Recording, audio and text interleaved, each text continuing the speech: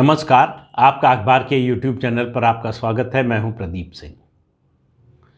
पंजाब का चुनाव आखिरी दौर तक, जैसे रिले रेस होती है ना, कि एक एक खिलाड़ी जो है दूसरे को झंडा आगे बढ़ाता है, देता है, उसी तरह की स्थिति हो गई है। आखिरी दिन तक पंजाब का चुनाव बदल रहा है।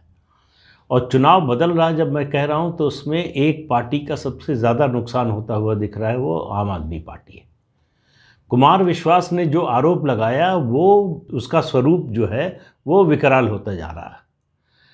उन्होंने आरोप लगाया, उसके बाद जिस तरह का जवाब दिया, उसके बाद जो एक सवाल कुमार विश्वास ने पूछा है, वो अरविंद केजरीवाल को नुकसान पहुंचाने के लिए बहुत बड़ा सवाल है। उन्होंने कहा कि भाई ये सब चलिए, मान लीजिए कि जो है गलत है, आप ये बोलिए तो कि आप खालिस्तान के खिलाफ हैं, खालिस्तान के खिलाफ बयान दे दीजिए। अभी तक अरविंद केजरीवाल का ऐसा कोई बयान आया नहीं है। 2017 में भी स्थिति यही थी, जब ये उनके खालिस्तानी तत्वों से संबंध का खुलासा हुआ। उसके बाद जो लग रहा था कि आम आदमी पार्टी जीत रही है, सत्ता में आ रही है, वो हुआ कि पूरा हिंदू वोट शिफ्ट हो गया कांग्रेस की ओर।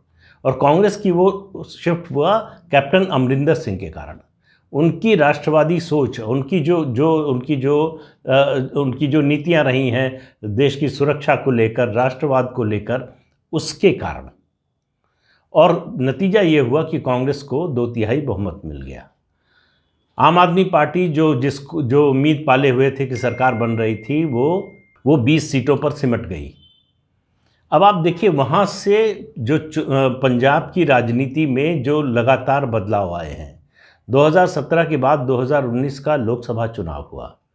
लोकसभा चुनाव में आम आदमी पार्टी जो 2014 में 4 सीटें जीती थी, वो 1 सीट पर आ गई। उसका वोट शेयर आधे से कम हो गया। उसके बाद भी आम आदमी पार्टी ने पंजाब में कोई संगठन बनाने की, नीचे तक संगठन तैयार करने की कोशिश नहीं की।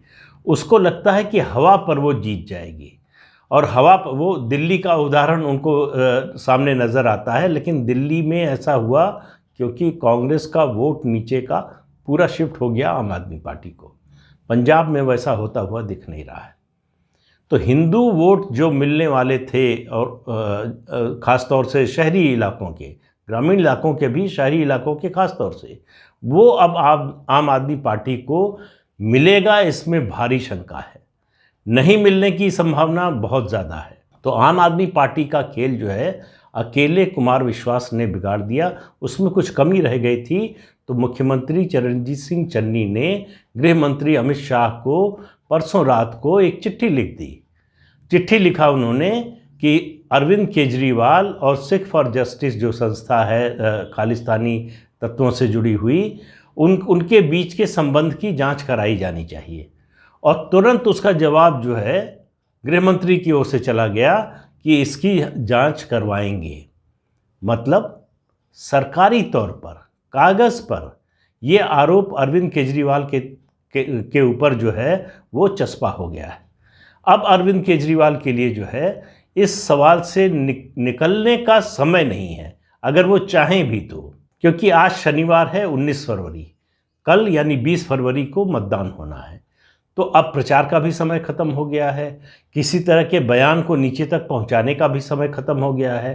तो अरविंद केजरीवाल का मुझे लगता है कि इस चुनाव में भी हश्र वही होने जा रहा है जो 2017 के चुनाव में हुआ था। आम आदमी पार्टी जो आज से कुछ महीने पहले तक फ्रंट रनर लग रही थी, सबको लग रहा था कि सबसे आगे है, सिंगल लार्जेस्ट पार्टी होगी, वो तो होता हुआ नहीं दिख रहा है। लेकिन आज मैं बात आम आदमी पार्टी की नहीं करने आया हूँ। आज मैं बात कर रहा हूँ इस बात की कि क्या प्रधानमंत्री नरेंद्र मोदी को पंजाब में ऐसा कुछ दिखाई दे रहा है जो बाकी लोगों को नहीं दिख रहा है। और मैं ये कह रहा हूँ प्रधानमंत्री के प्रयास को देखकर, जिस तरह से वो लगातार कोशिश कर रहे हैं। आप देखिए, कैंपेन में उन्होंने अरविंद केजरीवाल के ये खालिस्तानी तत्वों से रिश्ते का मुद्दा उठाया। उन्होंने चरणजीत सिंह चन्नी ने जो बयान दिया था उत्तर प्रदेश, बिहार और दिल्ली के भैये, उनके बारे में, उसका संत रविदास और गुरु गोविंद सिंह की जन्मस्थली से जोड़ दिया। इस सब के अलावा वो लगातार जिस तरह से करतारपुर कॉरिडोर की बात कर रहे हैं, सिख गुरुओं की बात कर रहे हैं, वीर बाल दिवस की घोषणा, इसका बड़ा स्वागत हुआ है पंजाब में, ख़ास तौर से सिख समुदाय में, और इसकी बड़ी सराहना हुई है। उसके अलावा अभी पिछले दिनों कैंपेन के लिए जब केंद्रीय गृह मंत्री अमित शाह पंजाब गए हुए थे, तो उनकी अकाल तख्त के जो कार्यवाहक जत्थेदार हैं उनसे बंद कमरे में लंबी मीटिंग हुई। अकाल तख्त का मतलब अकाली दल। अकाली दल का सबसे बड़ा ताकत का स्रोत जो है वो अकाल तख्त है, उसके जत्थेदार हैं। उनके समर्थन से, उनके सहयोग से अकाली दल की ताकत बढ़ती है। और ये अगर कोई जो है अंडरस्टैंडिंग बीजेपी और अकाल तख्त के बीच हो जाती है, तो ये बीजेपी के लिए बहुत बड़ा प्लस होगा और अकाली दल के लिए भारी नुकसान का कारण होगा। देखिए, पंजाब की जो जनता है वो, अगर आप देखें तो, बल्कि कहें कि पंजाब जीते बिना प्रधानमंत्री नरेंद्र मोदी जो है वो 2-2 बार देश में, पूरे देश में उनकी विजय हुई। 2014 जब पूरे देश में भाजपा और मोदी की लहर चल रही थी, उस समय पंजाब में बीजेपी का वोट प्रतिशत कम हो गया लोकसभा चुनाव में। ये एक संकेत था पंजाब के लोगों का कि अकाली दल से नाता तोड़िए। बीजेपी ने नहीं तोड़ा। 2017 का विधानसभा चुनाव आया, 23 सीटों पर लड़ी बीजेपी और सिर्फ 3 सीटों पर जीत सकी। ये दूसरी चेतावनी थी। उसके बाद 2019 के चुनाव में लोगों ने पॉजिटिव ढंग से जो है संकेत दिया कि बीजेपी के साथ हम जाना चाहते हैं, हम बीजेपी को विकल्प के रूप में देखना चाहते हैं। ये जो दोनों ट्रेडिशनल पार्टियां हैं, अकाली दल और कांग्रेस, उनसे ऊब चुके हैं। बीजेपी 3 सीटों पर लड़ी लोकसभा का चुनाव। पंजाब में 13 सीटें हैं कुल लोकसभा की, 3 पर लड़ी, 2 जीती। अकाली दल 10 सीटों पर लड़ा, सिर्फ 2 जीत पाया। तो ये एक संकेत था लोगों की ओर से। लेकिन बीजेपी अकाली दल से पुराने संबंधों के कारण जो है उससे बाहर निकल नहीं पा रही थी। उसको भी समझ में आ रहा था, बीजेपी के नेताओं को समझ में आ रहा था कि लोग क्या संकेत दे रहे हैं, लोग क्या अपेक्षा कर रहे हैं। लेकिन अब आप कहिए कि बीजेपी के भाग्य से या अकाली दल के दुर्भाग्य से हुआ ये कि इस तथाकथित किसान आंदोलन के कारण अकाली दल अपने आप एनडीए से निकल गया, वो रिश्ता टूट गया। इस चुनाव में जो ट्रैक्शन दिखाई दे रहा है बीजेपी का, वो इस कारण कि और ये बहुत से एक्सपर्ट्स का ये मानना है कि ये जो आम आदमी पार्टी को समर्थन दिखाई देता है, जो चेंज की भावना है लोगों में, परिवर्तन का लोगों के मन में जो भाव है, वो दरअसल भारतीय जनता पार्टी के लिए। क्यों है? इसलिए कि भारतीय जनता पार्टी इस समय पंजाब में एकमात्र पार्टी है जो सिख और हिंदुओं को जोड़ सकती है, जोड़कर चल सकती है। प्रधानमंत्री मोदी का जो सिखों में जो स्नेह है, उन लोगों में जो मोदी के प्रति भावना है, वोट कितना मिलेगा नहीं मिलेगा उसकी बात नहीं कर रहा हूँ, लेकिन सिखों के मन में प्रधानमंत्री नरेंद्र मोदी के लिए बहुत आदर है। उनका मानना है कि उन्होंने जितना किया है सिख समुदाय के लिए शायद और किसी ने नहीं किया है। तो इसलिए जो है वो जो भावना है, और हिंदू मतदाताओं को तो मोदी पर कितना भरोसा है इसका ये बताने की ज़रूरत नहीं है। तो ये जो जोड़ है, ये फेविकोल का जोड़ बन सकता है अगर पंजाब के लोगों को ये लगा कि भारतीय जनता पार्टी का जो अलायंस है कैप्टन अमरिंदर सिंह के साथ और ढींडसा साहब की अकाली दल के साथ, तो वो उसको बड़ी कामयाबी मिल सकती है। अब मैं क्यों कह रहा हूँ, मैंने शुरू में बताया कि क्या क्या कर रहे हैं मोदी। उसके अलावा देखिए, शुक्रवार को पंजाब और दिल्ली के सिख नेताओं को अपने घर पर बुलाया, लंबी बातचीत की, नाश्ते पर बुलाया और उनको अपना पक्ष समझाने की, अपना पक्ष रखने की कोशिश की। इसके अलावा शनिवार को उन्होंने अफ़गानिस्तान के सिख नेताओं को बुलाया और उनसे मिले। ये जो सब संकेत जा रहे हैं। दूसरी ओर केजरीवाल ने जो किया है, उसके बहाने जो हिंदू वोटरों को संदेश जा रहा है कि देखिए, ये आम आदमी पार्टी ये हिंदू हितों का ख्याल नहीं कर सकती। अगर इसको सत्ता में आप ले आए तो 1980 के दशक जैसे हालात हो सकते हैं 80 के दशक वाले।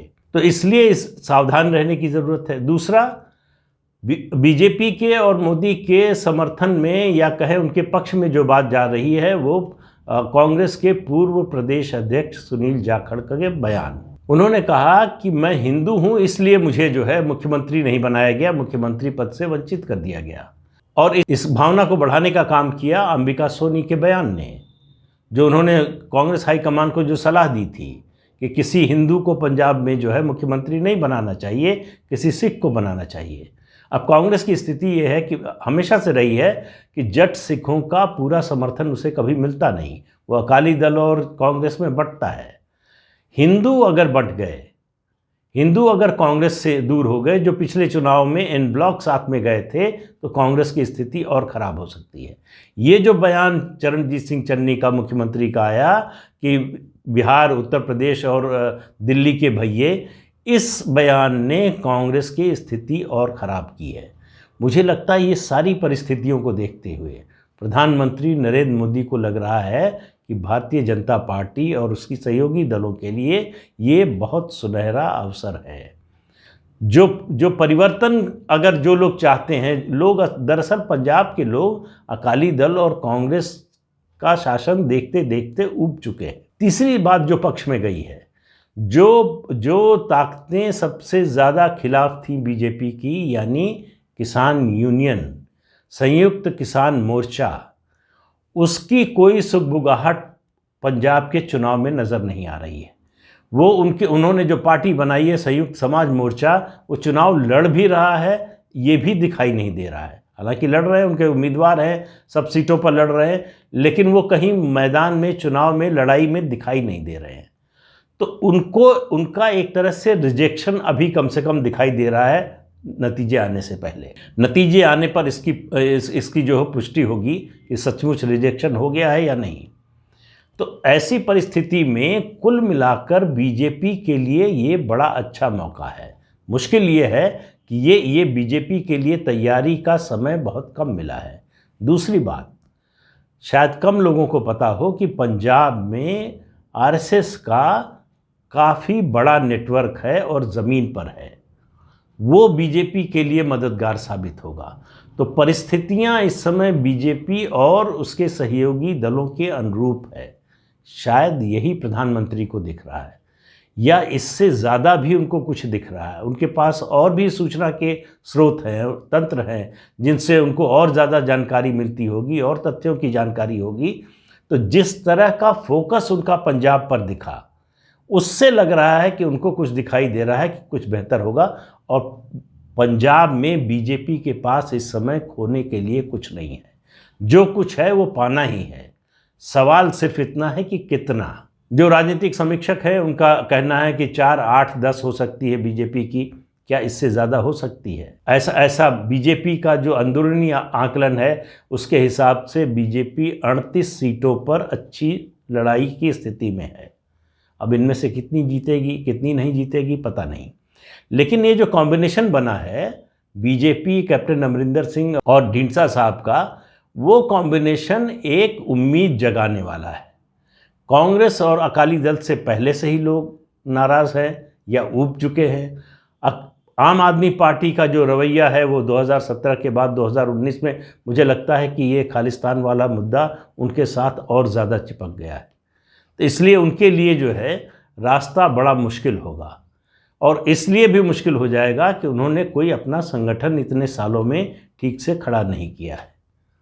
तो कुल मिलाकर जो परिस्थिति बन रही है उसमें ऐसा लग रहा है कि एनडीए बहुत अच्छा करने वाला है, लेकिन समय इतना कम है कि मुझे ये कहने का विश्वास नहीं हो रहा है कि वो सिंगल लार्जेस्ट अलायंस के रूप में इमर्ज कर सकता है। चुनाव में चमत्कार भी होते हैं, तो ऐसा अगर होगा तो वो चमत्कार ही होगा। वो अभी तो सामने दिखाई नहीं दे रहा है कि ऐसा हो सकता है। अभी जो दिखाई दे रहा है उसमें ऐसा लग रहा है कि कांग्रेस पार्टी और आम आदमी पार्टी की लड़ाई है।